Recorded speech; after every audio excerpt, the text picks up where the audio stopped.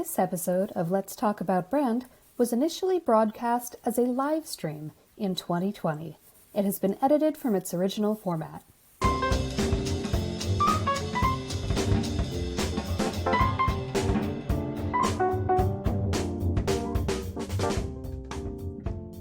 Hey everyone, it's Christine Gritman here with Let's Talk About Brand. And today we are, of course, going to talk all about personal branding with our guest, Roberto Blake. Roberto Blake is, of course, a YouTube creator and a YouTube educator. And that distinction is very, very key, as you will find out. He is a creative entrepreneur, a public speaker, a business coach. He's all about educating and motivating creative people with new videos every week on his YouTube channel, which has almost 475,000 subscribers last time I checked on his main YouTube channel. Of course, he's got some spin-offs as well. His awesome Creator Academy helps creative entrepreneurs leverage YouTube to grow their audience, increase revenue, and develop their businesses and brands. And that is key. Not just about being a YouTube creator, it's about building a brand. And I have to point out, I'm wearing a shirt from Roberto's awesome Creator Academy. Figured that was a good thing to wear today. I'm actually having some trouble reaching Roberto. I'm going to be honest with you right now, but I'm going to talk for a couple more minutes about why it's important to build a brand, not just a channel. And this was actually our topic on my Chat About Brand Twitter chat, which is every Tuesday at 12 noon Eastern. So some of the things we talked about this week on the Chat About Brand Twitter chat, we talked about why you would or would not want to really go hard on one main channel, the way Roberto did with YouTube. The advantages and disadvantages of that. We talked about some ways that a popular creator can take their influence off platform and hopefully even monetize that influence off platform, just as Roberto has done with his awesome Creator Academy, with his speaking career, with his consulting and coaching career. So we're going to talk about how a popular creator can really take those transferable skills and move them into something that is bigger than any one platform. Because of course, if you build all of your equity on YouTube, you don't really own that. YouTube could be gone with a keystroke tomorrow. It could go out of business. There could be hackers. I mean, ask people who built their brands on MySpace back in the day. Ask people who are dealing with the TikTok concerns now. So some more about what we talked about. There he is. All right, okay. Everyone, now you're going to get someone besides me talking about why you want to build a brand that is not just on one platform. Yay, Roberto Blake! Woo! Let's kick this off by talking about the question we started our Twitter chat with, which is why you would or would not want to kind of go hard on one particular channel as opposed to kind of having a broader footprint. Well, it's a good question, Kristen.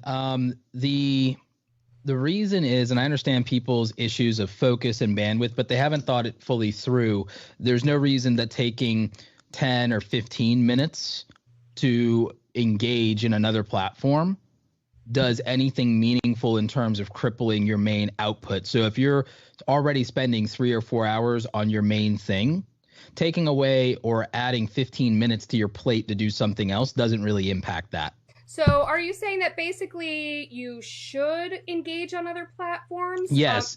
I'm saying there's not a downside. Everyone believes that it dilutes their focus, but what is the downside of taking 15 minutes out of your day to do Instagram stories? What is the difference of taking 15 minutes out of your day to reply to people on Twitter or ask questions or run polls? It does nothing to impact the 2 or 3 hours that you're putting into whatever else you're doing. Absolutely. That's great. It's 15 minutes. It's all about having a purpose as to where you should be, right? I mean, you, for example, I know that you're known as a YouTuber, but you have a very active and engaged Twitter presence as well. It's Twitter's my secret weapon, yes. I love that. So let's go back a little bit to when you first got started. So when you were first building your brand, kind of tell us how that went, because we know you for YouTube. Did you start going hard on YouTube and then expand, or did you start kind of expanded and then focus in on YouTube? I did blogging before I did anything else. Oh, nice. Which a lot of people don't know me for, but if you look back to my earliest like YouTube content when I started being consistent there, my intro was, hey everybody, this is Roberto Blake from robertoblake.com, helping you create something awesome today. When I started doing that, or even before I started the creating something awesome today, this is Roberto Blake from robertoblake.com, and today we're learning about Photoshop. Like that was how I did it. I had my website, my YouTube channel partly was about driving traffic to my own website, even in the very beginning, which is actually not great for YouTube growth, but it's fantastic when you want clients. So that was my plan, was to get clients. It wasn't to become a big YouTuber. It wasn't to make money off of the ads. It wasn't to, oh, I'll get brand deals one day. That didn't really exist back then. The purpose was I wanted to drive traffic to my website. So I had my website. I was active on Twitter before I was ever active on YouTube. It was probably my bigger platform for a very long time, honestly. And I was actually really active in Facebook, especially when Facebook Live started. Yeah. So I was almost daily. If you might remember this, I was daily when Blab and Facebook Live and all of that was a thing. My goodness. So then how did the shift to really becoming known as a YouTube creator happen? That just happened because the numbers are bigger there than anywhere else. Mm-hmm. That's why everyone knows me for that. But I actually probably for years was just as hard on live streaming every single day in multiple live streaming platforms in the early days of mobile live streaming, more than I was even when I was doing daily YouTube content. People just know me for that because that's where the numbers showed up. And what were these live streams about, and what were these blogs about? What was your thing back then? Well, the blogs were largely about my career as a graphic designer in digital arts, and I also interviewed a lot of other up-and-coming digital artists that would later get featured in a lot of magazines and publications.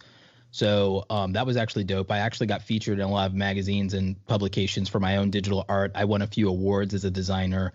And so that was really what the early focus was helping other freelancers and creative professionals in graphics, web design, digital art. And I was also a freelance writer back then. So that was a large part of what that was. And then when it came to the live streaming component, a lot of it was about online branding and marketing as my own was growing, because at that time I was actually growing at what now I realize was a rapid rate. I took for granted. I didn't think it was that special back then. But if somebody today went from 20,000 subscribers at the beginning of a year to 75,000 subscribers by the end of the year, we'd all make a big deal out of it. Yep. I didn't realize what a big deal that was back when I did that in February of 2015 through December of 2015, when I grew from 20,000 to about 75,000. My goodness. So when that growth happened, was there a moment, was there kind of a tipping point where your YouTube started kind of growing out of control and you realized, whoa, this is a thing? It was momentum. It was the result of, at the time, I was doing daily content that was all searchable. So I had a consistent traffic funnel, and in the tutorial space and in the space of talking about freelancing, and I wasn't even really talking about YouTube growth back then because I kind of didn't want to talk about as much until I'd hit 100,000 subscribers. What I was talking about was a lot of things that had to do with the ways that I had made money online, how I had left my 9-to-5 job and all of those things, and to be a freelancer, getting clients. And I was going daily. And the other thing is I was replying to every single comment. That's the other huge. So since I was daily, but also was literally the guy replying to every single comment, and I was active in a lot of online communities, and I was more accessible than most people, even with 10,000 subscribers, it meant that I was able to get a lot of loyalty from the audience of the people who was watching me. So it was quality over quantity, not in my output of content, but in my relationship building. I was, for a lot of people, again, accessible. So because I was replying to them, that was why they were going to subscribe, and they were going to watch some videos. They may not watch every upload or because I was putting out so much. Yeah. And that's where people people think quality over quantity only because they want the vanity of seeing a bunch of views on their latest video so they can feel like everything they did was worth it. I put the viewer first, and so I don't really care about getting a bunch of views. I care about who said yes, not who said no. So I make videos for people who may not have people making videos for them, and I reply to people that may have never gotten a response. And that is huge. And I know you've talked about this, but that's also how Gary Vaynerchuk really became such a behemoth in the space. He had the quantity also. He was also outputting all the time, but he was replying. He was replying to every Twitter comment for like years. And who does that? That's incredible. I love that. So, so I'm gonna back it up just a little bit, and this may be kind of, I'm using some buzzwords here. It's a little tacky, but one thing we talked about in the Twitter chat is kind of the differences, if there are differences, in the relationships between a creator, an influencer, and a personal brand. Sort of what each of those things mean, and I'm curious, as someone who has all three going on, what are your feelings on those distinctions? Well, a content creator doesn't have to be a content creator in the sense of being a public facing or forward figure. If you produce beats, but your voice isn't on the track, you're a content creator. And if you're making money as a musician doing that, you're a content creator. It's a consumable piece of content. It's got distribution. And if you're making your money off of that, you're a full-time content creator. So guess what? You don't have to be the face of anything. If you're not the face and you are the editor of something and you're like remixing content, but you're not personally in the content, you're still a content creator. So you are not an influencer, but you do have a body of work and you do have a brand, a personal brand, because you are known for what you do and what you've done and the work that you've produced. You have a reputation. But you're not an influencer because you're not the forward-facing figure. You're not the ambassador of that thing. You're not the model. You're not the so on and so forth. And people are not coming to you for your thought leadership or your point of view or your hot takes. They're just consuming what you made. And so you can see that the distinction is not so nebulous or it's not so vague. It's very literal. It's very literal in the sense that, well, if you are making something and you're creative and you're making money off of it, you could write books and no one could know who you are because you could be writing under a pseudonym. You could be writing under a pen name. There may never be a photo of you out there as an author if you choose to keep your privacy, and you could still be a best-selling author. And so you'd be a creator. You would be a content creator. And you'd also have the reputation of that personal brand, even though it's not tied to your actual identity. It's tied to your pen name. So you'd still have those things. Now, you could be an influencer and never actually create your own content. You could be an influencer by virtue of being a politician. You could be an influencer by virtue of being a public figure and a public speaker and have a story like Malalia. You could be that. That doesn't make you a content creator. You're not out there producing content. You see what I'm saying? Yeah. There's content that's being made about you. You're being written about. You're being put on, stages and so on and so forth. Speaking at the UN, you're an influencer. It's up to Greta Thunberg. She's an influencer. She's influential. She has a voice and she has a presence. She's not a content creator. Yep. She has a personal brand. Absolutely. So you see, it's nuanced. But it's not vague. I don't think the words are interchangeable for everybody. Mm-hmm. That's a very, very good point. And we have Kate is asking, what about a thought leader? I think that goes you can be an influence. influencer without people caring about your opinions or looking to you for guidance. Oh, You can be an influencer based on aesthetic value without anyone really caring about what you have to say or what you think beyond, recommending a product. So you can be an influencer and you can be a brand ambassador, and no one could be looking to you for thought leadership. No one could be looking to you for guidance. Nobody might be making life-altering decisions around you or looking to what your philosophy of anything is. Yep, that makes perfect sense. So, some people encapsulate multiple buckets. Some of them, it's just one bucket, and you can't assume that you've got the others. Now, you are someone who has amassed all of them. So I would love to talk to you about sort of how you figured out that this was something that you were going to sort of have to take control of and define to some degree. Like once you start, because I'm sure before you were doing your thing, you were trying to get business, as you said. You're trying to get people, you were also trying to help people. You're trying to help other designers, other creators, as you do now. At what point did you realize, oh shit, I'm a brand? I think I probably did early due to my background. I think due to my own belief that you have a brand whether you realize it or not. I think I believe that even when I was an employee, and I was always moonlighting and freelancing, so it's a little different because I had a sense of that because I had a reputation and I had those things because, even while working as an employee, I was still independently doing my own things. Yeah. So that was something that I think was more native to me. And my understanding of it, I just refined my understanding of it as I became very educated about marketing and the terminology, the jargon that goes with it. But I already intuitively understood this.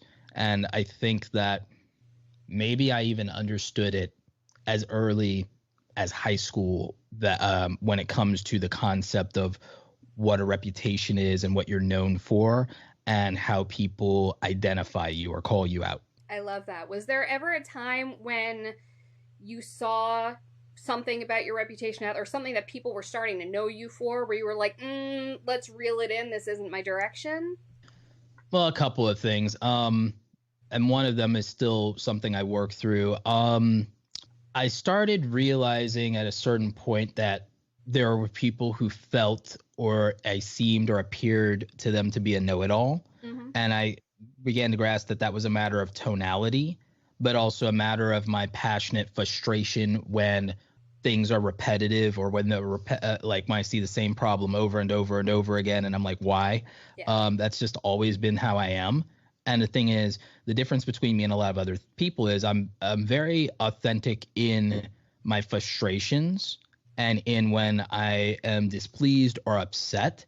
I don't pander. I believe in radical honesty, radical candor, and sometimes it means coming off like an a-hole. But you have to, in that honest moment, if you're not doing that, sometimes it's not any better than just lying, because I don't think there's any value to not expressing your exasperation or frustration earnestly. I think it's different maybe if you're dealing with a very young person or someone very impressionable, or somebody that's come to you in a vulnerable state.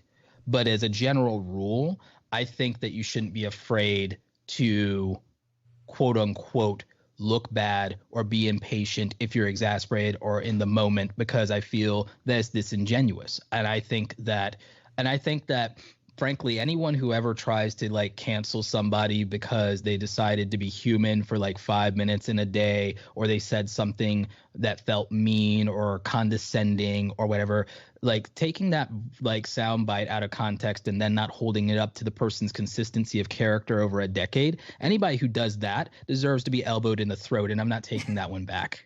They deserve to be punched directly in their mouth. Like, because we have to allow, if we don't allow for that humanity, do you know what happens to people, Kristen? Like, people who don't feel they're allowed their humanity just because they're public figures end up being fake. They end up being inauthentic. They end up being burnt out, and they end up not feeling like they can be proud of what they do. And they also end up with massive anxiety disorders because they aren't allowed the grace of any mistake or any misstep or any wording, or God forbid someone commit the crime of offending you.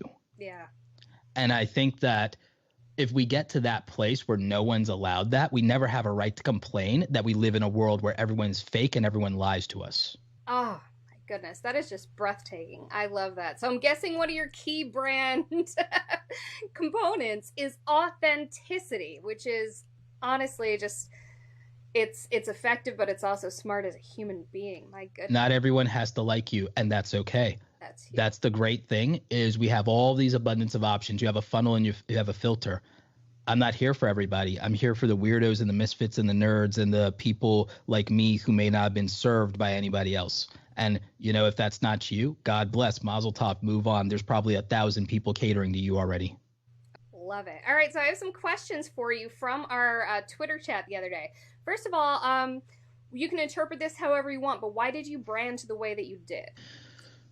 So, I mean, I think for me, it was a natural reaction to the contrasting of my experiences as an employee. I built a brand with the understanding that I wanted to build a brand that I could live with. I like that. Because you are the brand. You have to live it, right? Especially if Yeah, authenticity is such a key. but some people are a caricature of themselves online. And that's fine. Some people are outrightly design a character or an avatar and they are that, and people know that that's not who they are as a person. Yeah. With me, and you've had this experience, it's pretty much, you know, I use between a 5 and 15% filter, and that's about it. But that's usually more a matter of politeness or a matter of, well, what do you need right now versus how am I feeling right now? Yeah. Like, and that's just because I think if you want to be compassionate and empathetic to people, to some extent, you do have to hold back because you have to put yourself second in for a moment or for a few moments. So I don't think that's inauthentic. I just think that it's splitting the difference a little bit to put somebody else first, even if it's inconvenient to do it. But that's a really good key. And then when you're giving people that kindness, they know it's authentic. They know you're not just kissing their ass to kiss their ass. Exactly so. Exactly so. I think what people get wrong is they think that they have to be 100% all the time, but that's exhausting. That's exhausting. And you're not your best all the time. And so giving people your best sometimes means that, okay, it's not going to be exactly how I feel in that moment. It's going to be me pausing for 5 seconds, calming down, and then hearing you and then reacting. And it may not always be that 100, but the thing is, it's not always necessary for it to be 100. You can come down to 90, you can come down to 95, and I think that you can come down to 85. And it's still authentic. I think that people, I'm an older brother, but I'm not a parent, but I have a tremendous respect for parents because I think parents understand making a compromise on authenticity balanced against compassion when it comes to how to treat somebody that you're responsible for. So I have two that are similar here. So Chris, you actually answered this on Twitter. Thank you. Chris Bryant asked, what do you do on the days when you're not in the mood to create content, but you have to? But on a similar bent, Cindy wants to know how you find inspiration when you need to create content and what tools you use to help you out with that. Inspiration comes, and sometimes I move on that. I move more on my plans and on my design, meaning I've already mapped out what's going to happen rather than waiting for inspiration. But I also have a type of content that is suited to that. So that's a little bit different. But even then, I feel, and my saying is, when motivation fails you, discipline won't. You don't go to school or go to work because you're motivated to do it. You have to show up regardless of how you feel, and the work has to get done, and you're responsible. Parents don't take days off. You know, when something is a responsibility, you do it and you soldier on in spite of whatever else you have going on. You make a way. So I don't believe in waiting for that inspiration to find you nonsense, because it may never come. And even if it does, you may not be in a position to do anything about it. And so I don't believe in waiting. I don't wait for that. I don't, you know, and if it comes and it goes and I can't do anything about it, then so be it. But the other thing is, I do create the opportunity to be motivated and inspired. I invested heavily into building the perfect office specifically for that reason. Over there, I've got the Monopoly posters: patience, ambition, failure, happiness, persistence, success. Those are very motivating to me. I have over there, success is born out of faith and an undying passion and relentless drive, Stephen Curry. Dreams weigh more than excuses. I have, the giant gold $100 bill over there for some real motivation. Love that. I surround myself with these things to remind me of who I am and my drive and, what the cost is. And I surround myself with the investments that I've made in myself to remind myself how far I've come and that I created an environment for myself better than anyone else ever created for me to work in. And there's some pride in that. And so when I look at those things, the other thing is by having all of my things and all of my tools right in front of me, one, I have the motivation and I have the look what I did, look at what I made, look at what I earned, look at what I built.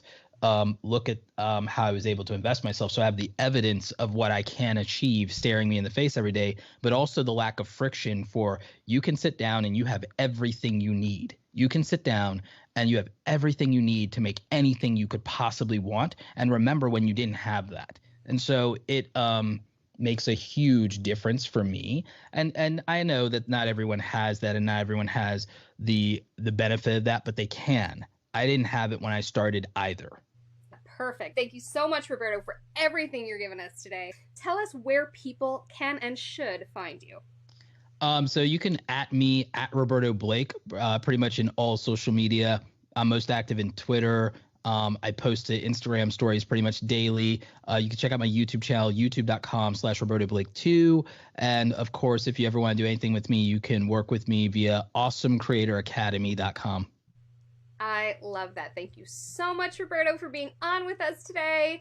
I'm very sorry about the technical difficulties at the beginning, but it's all good. It's more my bad than yours. So I'm so glad to have you here today, though, and thank you so much for giving us your time and your brain, which is huge, and your awesome energy. Thank you so much for having me. Thank you, everybody. Join me next Friday right here, same bat time, same bat channel, and we're going to talk some more about personal branding. Bye. Thanks for listening to Let's Talk About Brand, part of the Adweek Podcast Network and Acast Creator Network. This podcast was produced by Christine Gritman, executive produced by Al Manarino and John Heil, and edited by Christine Gritman. You can listen and subscribe to all of Adweek's podcasts by visiting adweek.com/podcasts. Stay updated on all things Adweek Podcast Network by following us on Twitter @Adweek Podcasts. And if you have a question or suggestion for the show, send us an email at podcast@adweek.com.